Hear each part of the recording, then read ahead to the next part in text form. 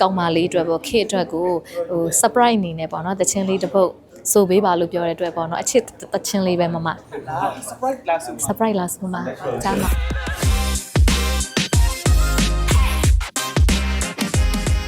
ဆရာနဲ့ကြောက်ဟိုးငငယ်လေးတွေကပေါ့နော်အုပ်လေးနဲ့ကြတော့ငငယ်လေးတွေကကိုရီးယားမောင်နှမလိုဖြစ်နေတော့အခုကရင်းနှီးတာပေါ့နော်ရင်းနှီးတော့အခုကကြောက်မွေးနေ့ပွဲလေးကိုလာရောက်ပြီးတော့ပေါ့နော်နောက်ပြီးအုပ်လေးကလည်းဖိတ်ကြားတဲ့အတွက်ပေါ့နော်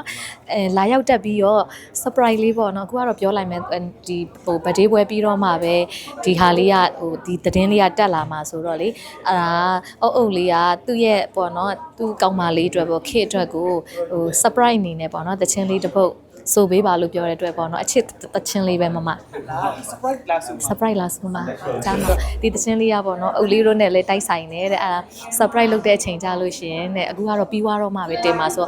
surprise လေးပေါ့မထင်မှတ်ထားတဲ့အချိန်မှာအဲ့ဒါလေးနဲ့ထွက်ပြီးတော့သူ့ကောက်မလေးကိုပန်းစည်းလေးပေးခြင်းတယ်ပေါ့နော် surprise လေးလုပ်ရတာလေးကိုအရန်ကိုဝမ်းသာတယ်မိုင်လေးကိုယ်တိုင်လည်းအဲ့လိုမျိုးတော့ surprise လေးလုပ်ရတာလေးကိုဟိုကိုနိုင်ကမသိတဲ့ချိန်လေးမှာအဲ့လိုမျိုးပေါ့နော်လှုပ်တယ်အမြဲတမ်းပေါ့နော်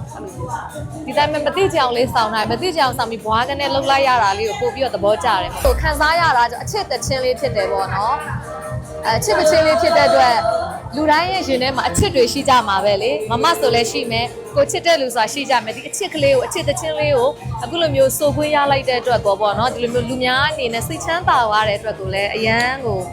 ပျော်ပါတယ်အပြီးပီတိဖြစ်မိရပေါ့နော်ဟုတ်ကဲ့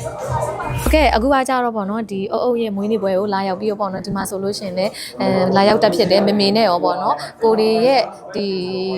ကိုမောင်လေးရပေါ့နော်အခုဆိုလို့ရှိရင်တကယ်ကိုပေါ့နော်အောင်မြေကြော်ကြားနေပြီအောင်မြေကြော်ကြားနေတဲ့အတွက်လည်းသူ့ကိုစားလည်းဂုံယူတယ်နောက်ပြီးတော့အခုဆိုလို့ရှိရင်16နှစ်ပြည့်သွားပြီပေါ့16နှစ်ပြည့်မှဒီနောက်နှစ်ပေါင်းများစွာအများကြီးပေါ့နော်900သားသမီးတွေရောနောက်ပြီးတော့ကိုချစ်ရတဲ့လူတွေကိုလည်းအများကြီးပေါ့နော်အကျိုးပြုနိုင်ပါစေနောက်ပြီးတော့ပေါ့နော်ဒီထက်မက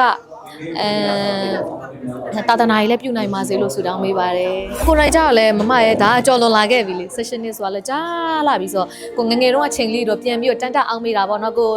တချင်းစားဆိုခါစားပေါ့နော်အဲ့ဒီတော့အချိန်လေးတော့ပြန်လွှမ်းပြီးတာပေါ့မမနော်လာမမေလာဆိုထူးခြားတဲ့လာလေးနော်ဟုတ်တယ်မေလာပုံမှန်ဝေးတဲ့လူဆိုတာအများကြီးပဲအော်မေဘုံးလေးနော်ဒါနောက်ပြီးမှမေလာမှာလည်းဒါအများနေဆိုတာရှိတာအမေများနေကတော့မမရဲ့ဘယ်လိုပြောရမလဲ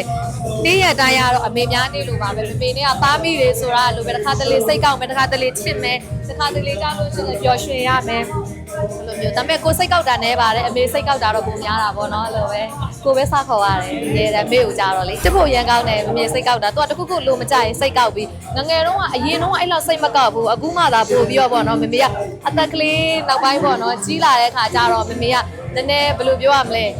ခလေးလေးတော့ပြန်တော့မဖြစ်သေးဘူးအကုန်လုံးဥဆောင်နိုင်တယ်အကုန်လုံးသူပဲဥစည်းတယ်အကုန်လုံးပေါ့နော်မေနဲ့တိုင်ပင်လို့ရတယ်ဒါပေမဲ့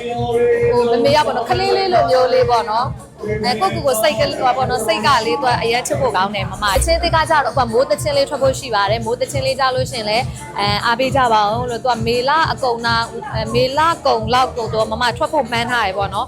မိုးတချင်းဆိုတော့နည်းနည်းသူကchorus လေးကကြောင့်မိုးဦးကြချိန်ဆိုတော့ तू ကမိုးမမင်းစီတဲ့မိုးမမင်းစီကမိုးကနေပြီးတော့မင်းစီကိုပြောပေးပါပေါ့နော်အဲ့လိုအကြောင်းအရာလေး